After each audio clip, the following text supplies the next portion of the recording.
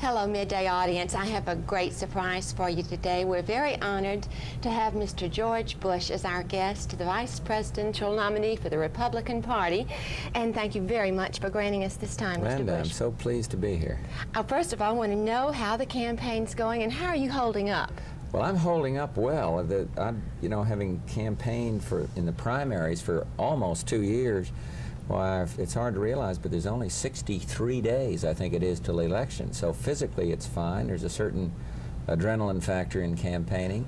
And I think we're doing all right. The polls and all this stuff seem to indicate that. And the American people seem to understand that really almost, you might say, for the first time in a while, we are identified, Republican ticket, with positive answers, and the Democrats, in this instance Jimmy Carter and Walter Mondale, are identified with some big problems that haven't been solved. So I think we can take the offensive and win this election. I want to get to some of those positive things in just a minute, but first of all, I'd like to talk about someone that's very dear to your heart, and that's your wife. I'd like to know if she has any interest that she would like to pursue as the wife of a vice president of the United States. Well, it sounds funny, but first place, she's a fantastic campaigner. And as you and I sit here, she's off in Louisiana. I think I meet her Friday night, and then we spend a week together, and then she'll go do her thing for a week. So she loves the campaigning and is very good at it. Her interests, and I don't want to sound old-fashioned, but her interests are family. Her interests are the volunteer sector, in which she's always participated. In Washington, she was very active in a home for the aged and the infirm there, people that have been disadvantaged. I don't know what her main role would be as vice president. She has some interest in the arts. She's has great knowledge of and appreciation of the art and porcelains of China.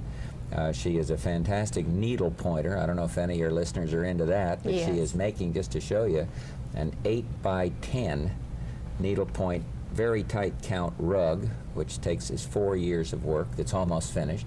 And she's of enormous different interests. But while she does all this, she holds our family, 5 kids, 2 grandkids, right in tight. Right in the palm of her hand. Well, and her husband, too. Right, and her husband, too. All right. And that's good. That's a good thing. Let's talk about some of the problems of the country now, and to me, the economy is. And in the past, it seems like everything has been kind of patched up like you would a Band-Aid, over this problem or over that problem. Do you and Governor Reagan have any long-range plans for the economy? Yeah. You see, what's happened is Jimmy Carter came out last week with his 5th economic program in 3.5 years, saying, well, here's what we're going to do. This is the 5th time there hasn't been, under them, a long-range plan. Governor Reagan has one, and it'll be unveiled in detail soon, though some of the program is out now, and some of it, incidentally, has been endorsed in the Senate by many Republicans, but also by the overwhelming majority of the Democrats on the Senate Finance Committee. And that program, in essence, says this: we need to stimulate the private sector through tax relief.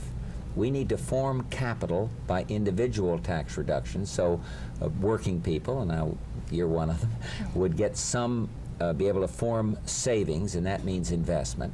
We need less government regulation, not turn your back on the fundamentals so a workplace will be safe, for example, but we make it too difficult to do new things. We need to have more research and development. We need to eliminate, and this is hard to do, but if you set your course, waste. And if we go this route, you stimulate jobs in the private sector. And the Democrat idea, Teddy Kennedy spelled it out, Carter now supporting it, is to put a lot of money into public jobs. They don't give a person dignity. They don't give them a sense of pride. And so we have the new ideas this time, and I believe that they will be successful, not just in Mississippi, this program, but I think it'll be nationwide, well accepted, and I think it's a long-range vision that will, for the first time, make people see the Republican Party has the offense on its side. Are you going to be a very active vice president? Have you and Governor Reagan talked about this? Not really, but he has made clear in public statements that he would expect me to be. You know my view on that one? What? My view is that I've got to earn his confidence. A vice president should be supportive of the president. The president shouldn't be looking over there wondering if he can get support. Now, I don't assign him away my judgment. If I differ with him on something, I think I would tell him. But if I do my job right, then I believe I'll be plenty active. Things that I'm interested in, like intelligence and foreign affairs and the Congress, I could be helpful to him. But I must earn his confidence, just like I have to earn the confidence of the American people to help him get elected. I want to ask you one last question. Where do you see George Bush in 10 years? Well, I expect I have to wait 63 days to answer it, because what happens in November 4th will have a major determination over my future. But let me make this observation. I look forward to it, whatever it is, because I'm a fundamental optimist about our country. I've lived abroad. I believe in our ability to cope. I am not scared of the future, and I know that whatever happens to me, it's going to be good. That's the way I feel. I got great faith. I've got a great family. I've been privileged beyond my wildest dreams in business and everything else, and so I don't fear the future, and I'm not scared of it. I know what I want to do. I want to help Ronald Reagan get elected President of the United States. That's only 2 months, not 10 years away. That's right. And you know, I was going to make a comment. I think that your philosophy is the philosophy of a lot of people in South Mississippi, a very optimistic philosophy. Well, I did business in Vicksburg and been down to various areas and the coast and all, and I think that's right. I think Mississippi is can-do. And I think there's a lot of people that have been bypassed by the system in Mississippi that, if the economy were different, would really want to work. And this whole concept of family and hospitality and neighborliness is something that I equate with this state. It's a wonderful thing, wonderful, and it transcends race.